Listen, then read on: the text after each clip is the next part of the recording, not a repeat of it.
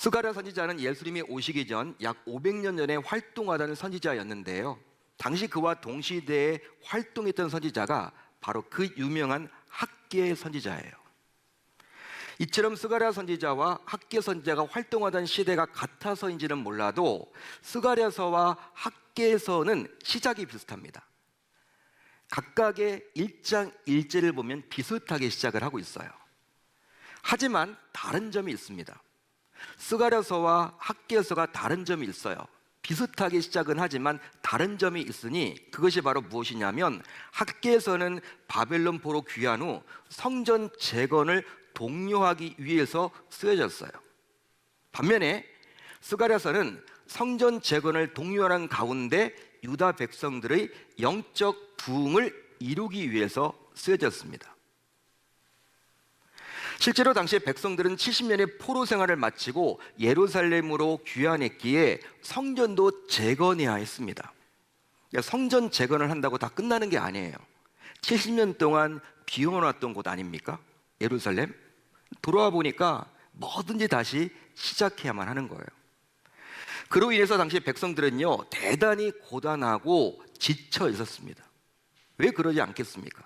해야 될 일이 너무나 많기 때문에. 한마디로 경제적인 어려움과 육체적인 고단함도 있었지만 그 무엇보다도 자신들을 이끌어줄 마땅한 지도자가 없다는 것이 더 두려운 거 있죠. 그게 더 두려운 거예요. 여러분, 사람은요, 대부분, 물론 몇몇은 주체적인 분들이 있죠. 내가 하면 돼. 그렇지만 대부분의 분들은요, 어떤 리더십에 여러분 순종하잖아요. 어떤 리더가 이렇게 뭐 하자 그러면요, 따라가잖아요. 여러분, 그런 분들이 대부분 아닙니까? 국가도 여러분 마찬가지로 지도자가 있어야 하는 것이고, 모든 기업도 마찬가지고, 군대도 마찬가지고, 사람살이가 다 그렇지 않습니까? 그러니까 우리에겐 여러분 리더십이 없다. 지금 리더십이 부재하기 때문에 당시 백성들이 그것이 정말 두려웠던 거예요. 물론 바벨론에서 귀환할 때 자신들을 이끌었던 스룹바벨을 비롯한 지도자들이 있긴 했습니다. 하지만 바벨론에서 머물면서 보았던 강력한 리더십을 가진 통치자, 즉 왕이 자신들에게는 없다라는 거예요. 그것이 문제라는 것이죠. 그러던 어느 날 스가랴 선지자는요, 이제 그들에게 왕이 임하신다라는 아주 놀라운 메시지를 선포하게 되었어요. 시온에 따라 크게 기뻐할지어다. 예루살렘에 따라 즐거이 부를지어다. 보라, 내 왕이 내게 임하시나니, 너의 왕이 너희에게 임하시나니. 그것도 그들과 아무런 상관이 없는 왕이 아니라 너의 왕, 즉 내 왕이 내게 임하신다라는 거예요. 여러분, 솔직히 왕이 임한다고 한들 자신과 아무런 상관이 없는 왕이 임하면요, 그게 무슨 소용이 있겠습니까? 그런데 자신들을 이끌어갈 리더십이 부재한 것 때문에 걱정하고 두려워하고 있는데, 그러한 시점에 스가랴가 내 왕이 내게 임하신다라고 말을 하고 있으니 이것은 정말 기쁜 소식, 즉 복음인 것이죠. 자, 그렇다면 갑자기 어디에서 왕이 임하신다라는 것입니까? 뜬금없는 왕 이야기를 왜 하고 있는 것이죠? 또 어떤 왕이 임하신다는 것일까요? 당시 삶이 고단하고 영적으로 지쳐있던 그들에게 이 왕이 오신다면 그들의 모든 어려움과 문제가 해결된다라는 의미일까요? 더욱이 스가랴 선지자는 이 왕을 본 적도 없는데 어떻게 이리 자신만만하게 왕이 온다고 확신하며 전할 수 있는 것일까요? 여러분, 그렇다면 스가랴 선지자가 전해주는 이 왕은 과연 누구를 말하는 것입니까? 여러분, 누구를 말하는 거예요? 스가랴서를 보게 되면요, 앞으로 이루어지게 될 일에 대한 예언이 참 많이 기록되어 나오죠. 예언서이기 때문에 앞으로 일어날 일에 대한 예언이 참 많이 나와요. 더욱이 오늘 우리가 살펴보고 있는 9장은 예언의 엑기스, 핵심이라고 말할 수 있습니다. 자, 그런데 9장 1절로 7절을 한번 보십시오. 우리가 오늘 읽었던 본문은 9절로 10절이죠. 그런데 그 앞부분인 1절로 7절을 보게 되면 심판의 내용에 관한 말씀이에요. 하나님이 심판하시겠다라는 것이죠. 지금 하나님께서는 하드락, 다메섹, 하맛, 두로, 시돈, 블레셋의 여러 도시들을 어떻게 심판하실지에 대해서 아주 디테일하게 말씀해 주고 있습니다. 자, 당시 이들 도시는요, 당시 예루살렘과는 비교할 수 없을 정도로 풍요로웠습니다. 예루살렘은 회파당했죠. 당시 바벨론에 의해서 거의 무너지지 않았습니까? 그러니까 예루살렘과 비교해 볼 때 방금 전에 이야기했던 이 이방 도시들은요, 잘 먹고 잘 사는 아주 풍족한 곳이었어요.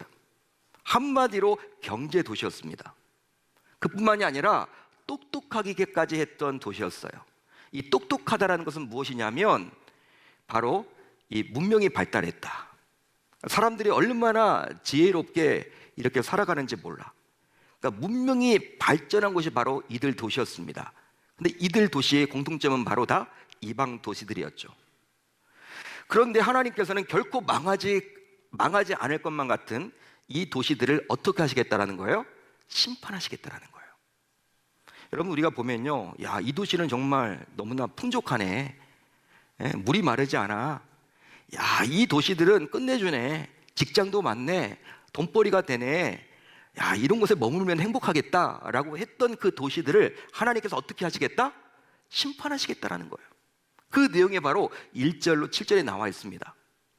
자, 그런데요, 이런 스가랴 선지자를 통해서 하셨던 하나님의 심판 예언은 약 200년 뒤에 마게도냐의 알렉산더 대왕에 의해서 그대로 성취됩니다.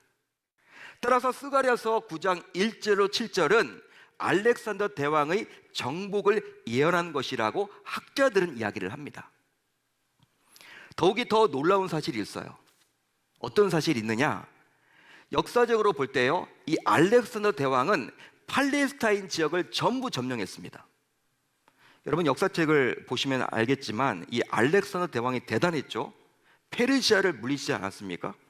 그 강했던 페르시아를 물리치고 이제 그쪽 지역을 다 제패하게 되었어요. 근데 북아프리카부터 해서 이 중동 지역을 넘어서 거의 인도 윗부분까지 다 점령을 했습니다. 대단한 여러분 왕조였죠. 그게 여러분 알렉산더 대왕이었어. 그런데 우리가 역사를 보게 되면 알렉산더 대왕이 희한하게도 중동 지방, 이 팔레스타인 지역을 다 점령했는데 이 예루살렘만큼은 점령하지 않았거든요. 그냥 지나쳤거든요. 그런 내용이 오늘 8절에 나와요. 자, 8절을 보면요, 그대로 스가랴 선지자를 통해서 이미 예언되었었어요. 내가 내 집을 둘러 진을 쳐서 적군을 막아 거기 왕래하지 못하게 할 것이라. 하나님께서 지금 스가랴 선지자를 통해서 예언을 해주고 있는데, 자, 이 구절에 나와 있는 내 집은 바로 무엇을 말하는 것입니까? 하나님의 입장에서 보세요. 내 집은 바로 무엇을 말하는 거예요?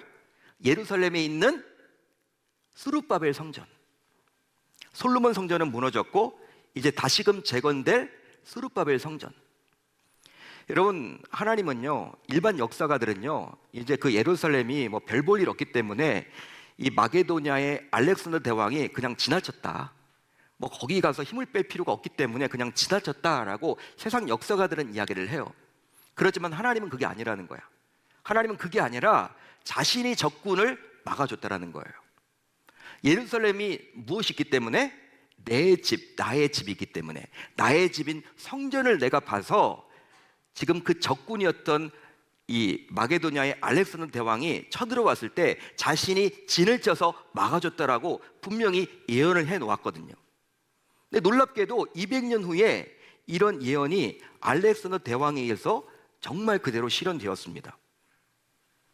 더욱이 십자가에 달려 죽기 위해 예루살렘에 들어가면서 많은 백성들이 환호하고 뒤따르던 그런 상황 속에서도 예수님은 세상의 왕들이 타던 멋진 백마가 아니라 오늘 말씀을 보게 되면 어린 나귀 새끼를 타고 입성했어요. 실제로 알렉산더 대왕은요, 정복전쟁을 벌이고자 이곳저곳 다녔습니다. 여러분, 뭐 타고 다녔을까요? 말을 타고 다녔겠죠. 지금처럼 비행기가 어디 있습니까? 자동차가 어디 있습니까? 당시에 말을 타고 다니는데 항상 이 알렉산더 대왕은요, 이 백마를 타고 다녔어. 그리고 위풍당당하게 다녔어. 예수님은 그렇게 하지 않았다라는 거예요. 나귀 새끼, 그냥 나귀도 아니야, 어린 나귀 새끼를 타고 입성하셨습니다. 따라서 진짜 왕이신 예수님께서 나귀 새끼를 타셨다라는 것은 얼마나 겸손한지를 우리에게 보여주고 있는 것이죠. 자, 그렇다면 왜 예수님께서는 나귀 새끼를 타시고 예루살렘에 입성하셨던 것일까요? 여러분, 왜 나귀 새끼를 타시고 입성하셨습니까? 그것은 바로 당시 사람들이 메시아에 대해서 가졌던 잘못된 생각을 바로잡아주기 위함이에요. 당시는 로마의 식민 지배를 받다 보니까 선민 유대인들조차도 로마의 식민 지배에서 자신들을 해방시켜 줄, 즉 알렉산더 대왕과 같은 아주 강력한 메시아를 고대했습니다. 너무나 힘드니까, 로마 지배가 너무나 힘드니까 이 로마 지배에서 해방시켜 줄 로마 황제의 버금가는 이 알렉산더 대왕과 같은 위대한 왕을 원했다라는 거예요. 그런 메시아를 기대했다라는 거예요. 자, 그러다 보니 예수를 따르던 군중들, 심지어 제자들조차도 예수가 바로 그런 메시아가 되기를 기대했습니다. 심지어 제자들조차도. 따라서 그들의 입장에서는 군중들의 환호를 받으며 예수가 당연히 말을 타고 수도 예루살렘에 입성을 한다면 당연히 멋진 백마를 타고 입성해야 된다라고 다들 여겼겠죠. 제자들뿐만 아니라 그를 따랐던 많은 군중들 역시. 하지만 예수님께서는 나귀 새끼를 타고 입성함으로, 즉 친히 삶으로 보여주사 자신이 이 세상에 온 진짜 이유에 대해서 백성들이 온전히 깨닫도록 한 거예요. 한마디로 너희들이 기대하는 그런 메시아가 아니라는 거예요. 나는 너희들이 기대했던 그런 강력한 그런 황제를 나는 아니라는 거예요. 그런 메시아가 잘못됐다라는 거예요. 그래서 그들이 알도록 깨닫도록 하기 위함이죠. 지금 만왕의 왕이신 메시아는 이 세상의 눈에 보이는 왕들과는 분명히 다른 목적을 가지고 오셨음을 깨닫도록 해주고자 그렇게 어린 나귀 새끼를 타고 입성하신 것입니다. 자, 그러면 이제 왕이신 그리스도께서 저와 여러분들에게 임하게 된다면 어떤 일이 일어나게 될까요? 2000년의 강의건 있습니다.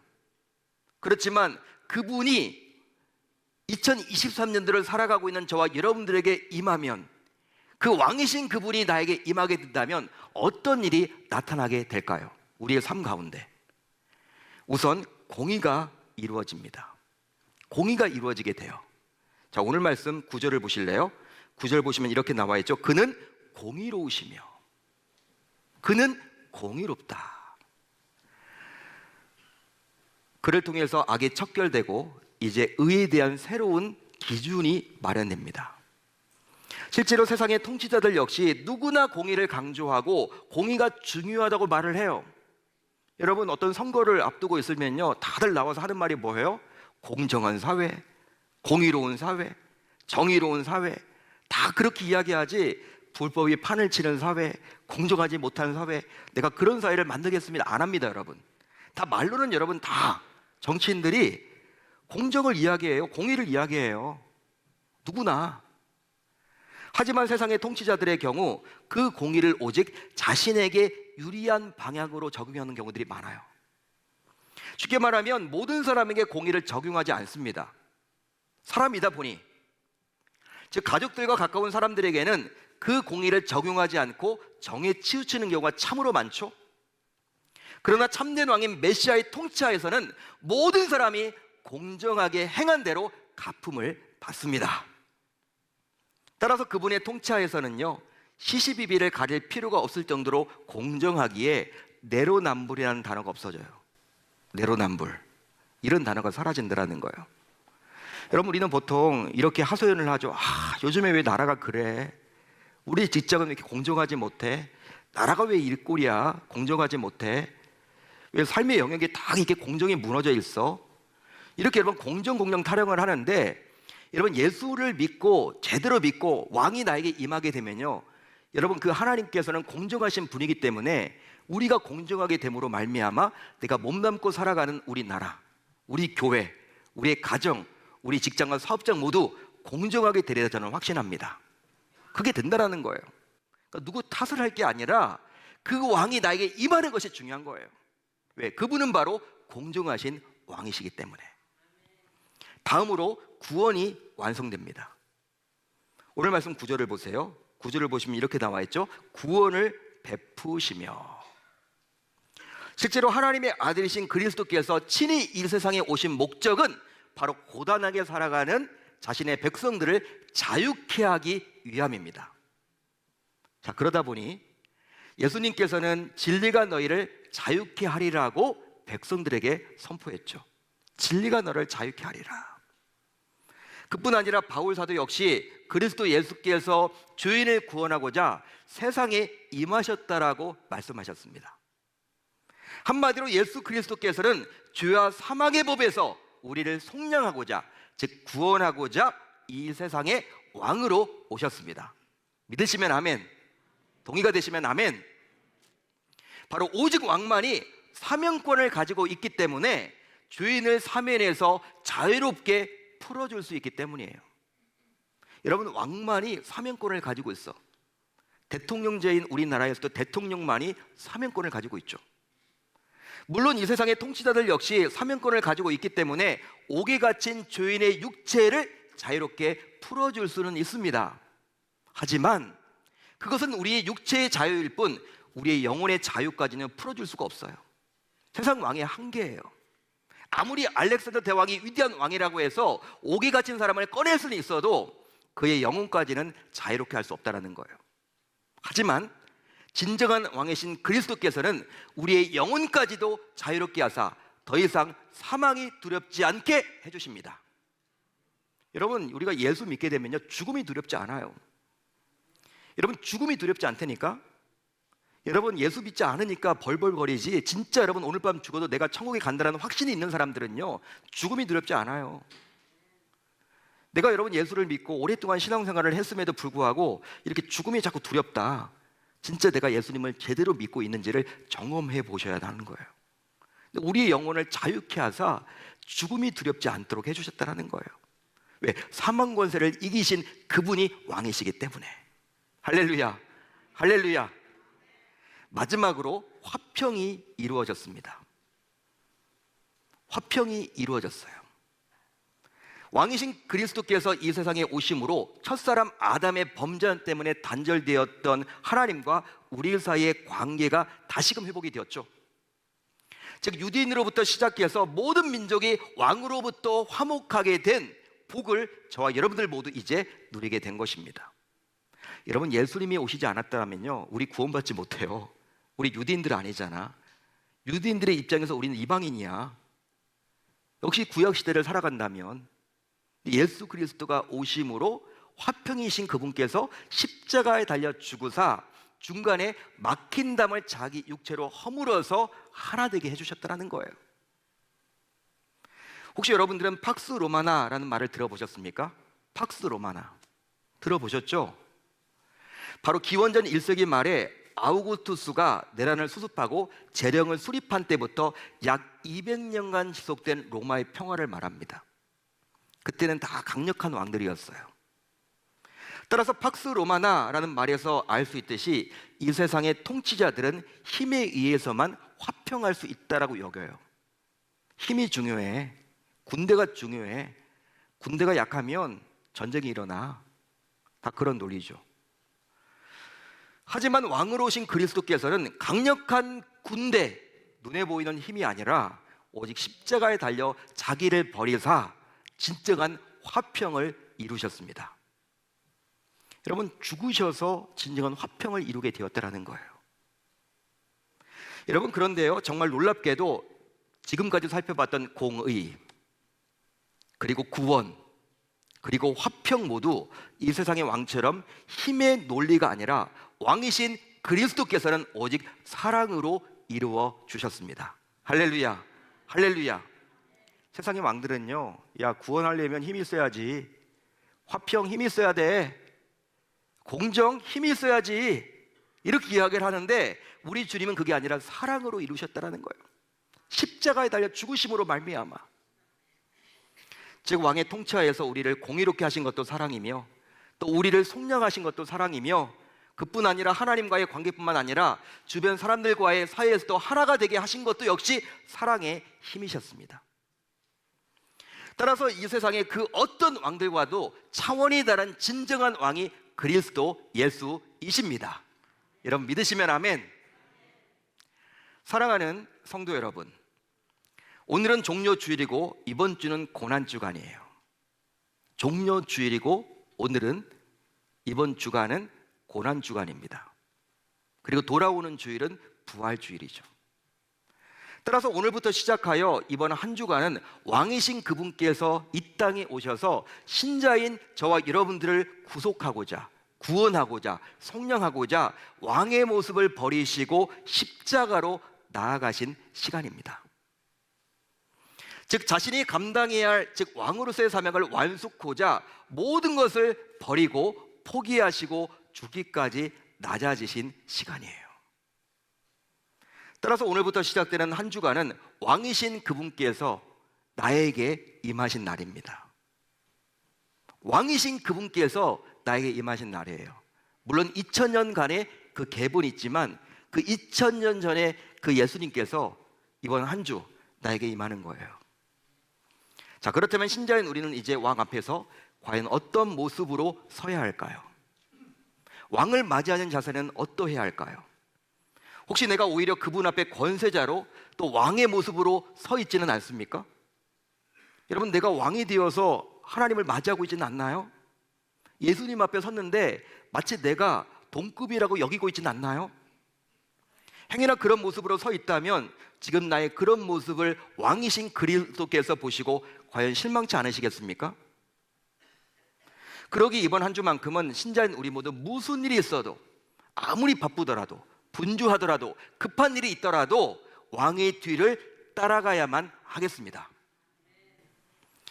여러분, 요즘 언론에 자주 보도되고 있는 이단 사이비들의 교주들을 한번 보세요.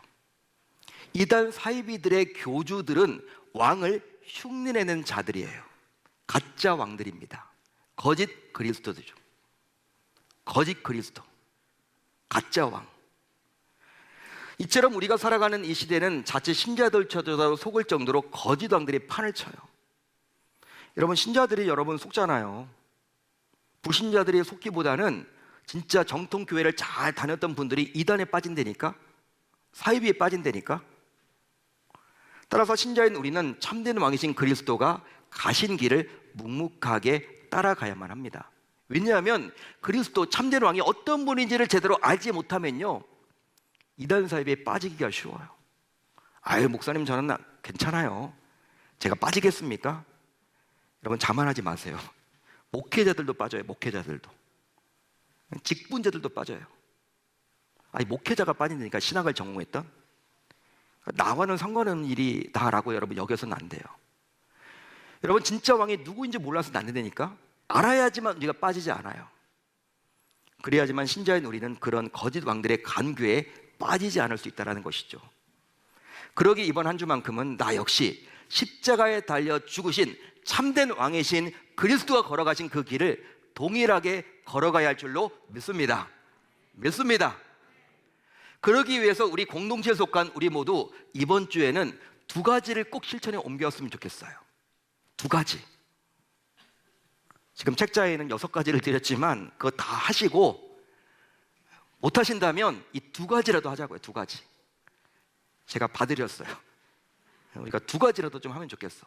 기도하는 가운데 하나님이 우리 공동체에게 주신 메시지예요. 우선 내일부터 시작되는 특별 새벽 기도에 모두 동참해서 왕과 깊은 교제를 나누어야만 하겠습니다. 더욱이 다른 특세보다도 오히려 고난주간 특별 새벽 기도회는 왕과 함께 거니는 특별한 시간이에요.